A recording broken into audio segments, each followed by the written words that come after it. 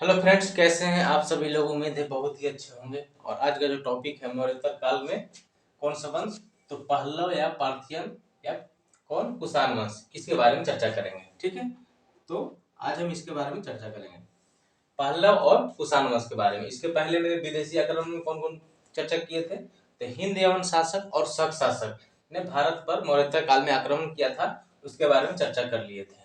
ठीक है, तो आज बात करेंगे पर्थियन। ठीक है ना, पर्थियन और कुषाण वंश, यानी पर्थियन या पहलव वंश कौन सा वंश था, तो तीसरा आक्रमणकारी था। मौर्योत्तर काल का तीसरा आक्रमणकारी था कौन, पर्शियन या पहलव। ठीक है, ये तीसरा आक्रमणकारी और चौथा था कुषाण। तो बात करते हैं, तो तीसरा आक्रमणकारी था।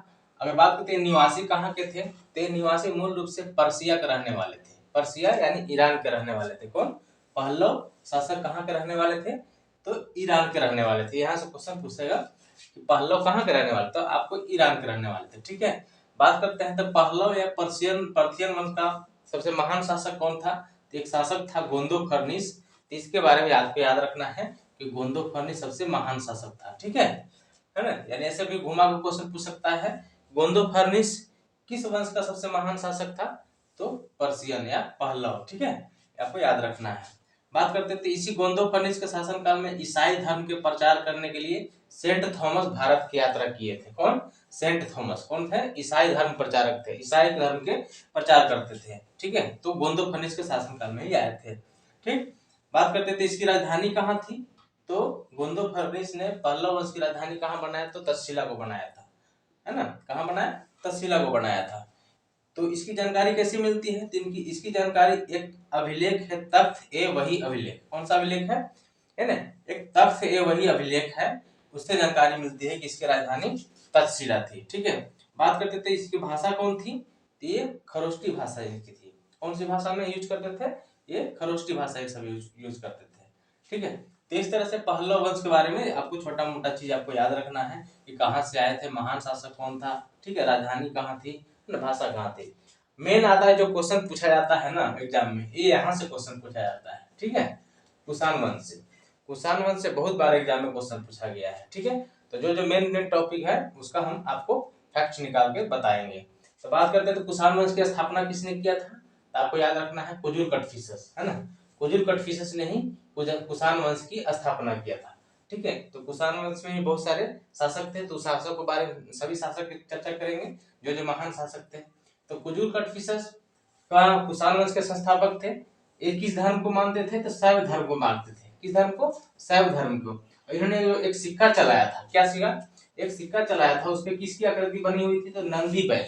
ठीक है, नंदी बैल की आकृति बनी हुई थी। इसी से पता चला है कि ये लोग शैव धर्म को मानते थे। कौन सा धर्म, शैव धर्म को मानते थे। कौन, कुजुर कटफिसस या कुषाण वंश। ठीक है, दूसरा सबसे प्रमुख शासक कौन था कुषाण वंश का, तो भीम कटफिसस। पहला शासक था कुजुर कटफिसस, जो शैव धर्म के मानते थे, इनके सिक्का पर नंदी बैल की आकृति बना हुआ है। ठीक है, दूसरा शासक था भीम कटफिसस। ठीक है, यह पहला शासक थे जिसने सोना का सिक्का जारी किया था। ये जो कुजुर कटफिसस सोना का सिक्का नहीं है, ये सिक्का जारी किए थे। ठीक है, सिक्का कुछ भी का हो सकता है, चांदी का हो सकता है, कांसा का हो, तांबा का हो सकता है ना, लेकिन बात करें सबसे पहले सोना का सिक्का जारी किसने किया था, तो सोना का सिक्का भीम कटफिसस ने जारी किया था। कुषाण वंश के दूसरा शासक थे भीम कटफिसस, इसने सोना का सिक्का जारी किया था। बात करते हैं इस सोना के सिक्का पर किसकी आकृति बना हुआ है, शिव पार्वती एवं उनके त्रिशूल का आकृति का बना हुआ है। ठीक है, इससे पता चलता है कि ये भी शैव धर्म को मानते थे। ठीक है, तो भीम कटफिसस के सिक्का का आकृति क्या बना हुआ है, तो शिव पार्वती का, है ना, शिव एवं पार्वती का उनके चित्र का बना हुआ है उनके सोना का सिक्का पर। ठीक है, बात करते सबसे महान शासक कौन था, तो कुषाण वंश का सबसे महान शासक में नाम आता है कनिष्क का।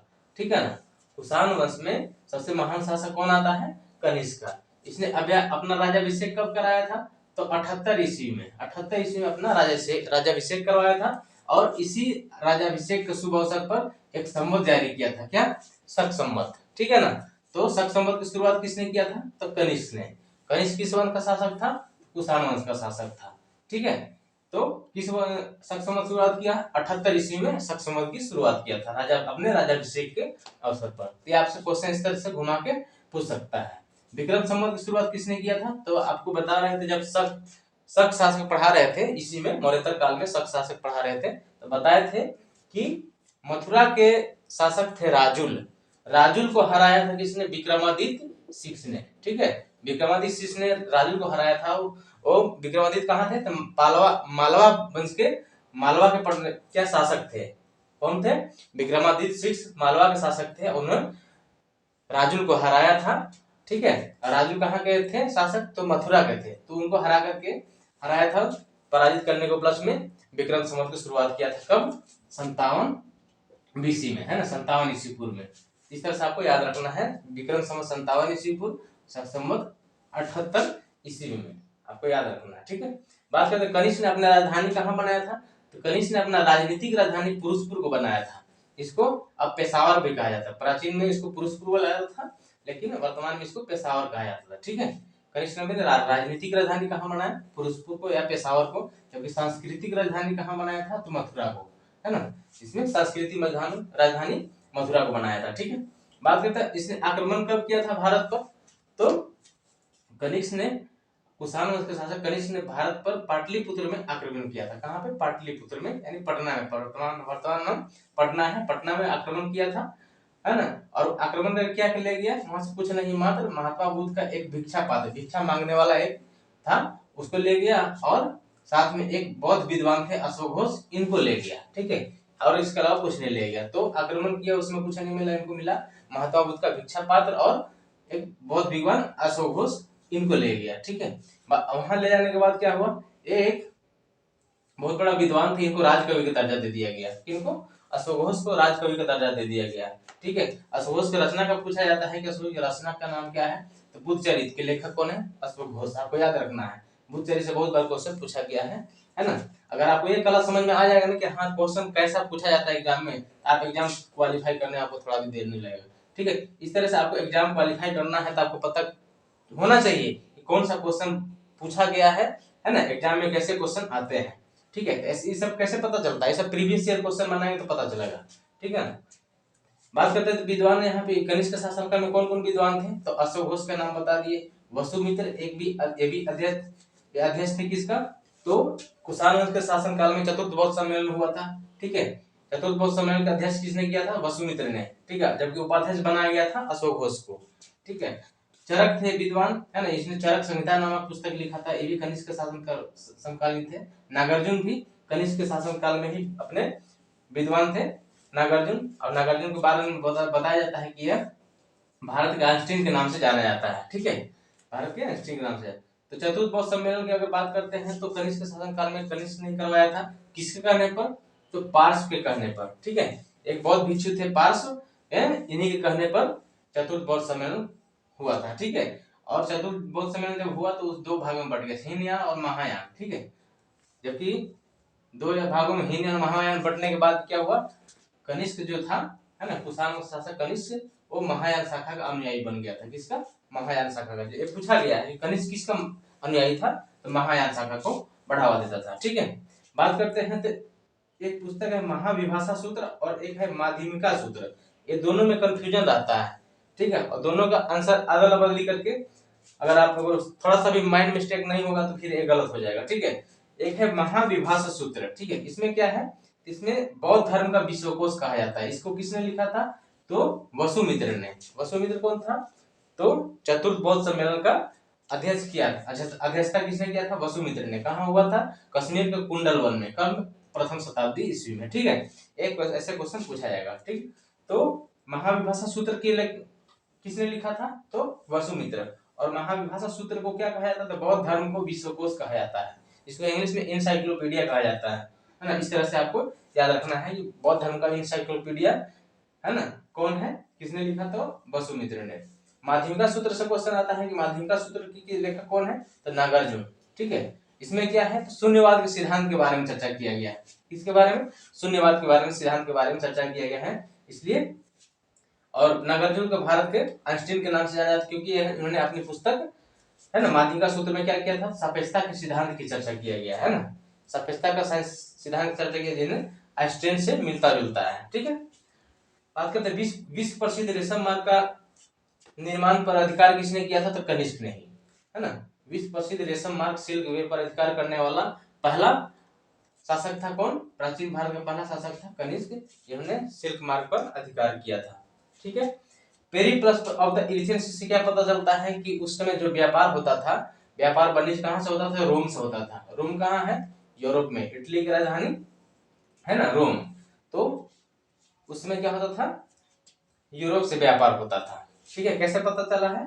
पेरिप्लस ऑफ द इलिथियन एक पुस्तक है, उससे पता चलता है कि मौर्य काल में कहां से व्यापार होते थे? तो रोम से होते थे। ठीक है।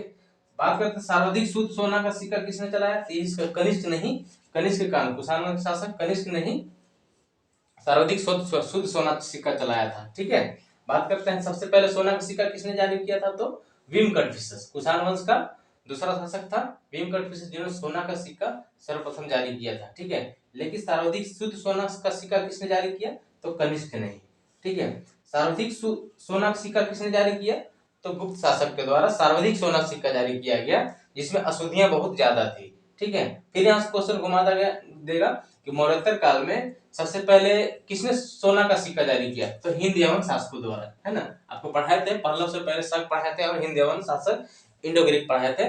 तो वहां से भी क्वेश्चन आपको एक शब्द में आपको पता होना चाहिए कि क्वेश्चन में क्या पूछ रहा है, हमको आंसर क्या देना है।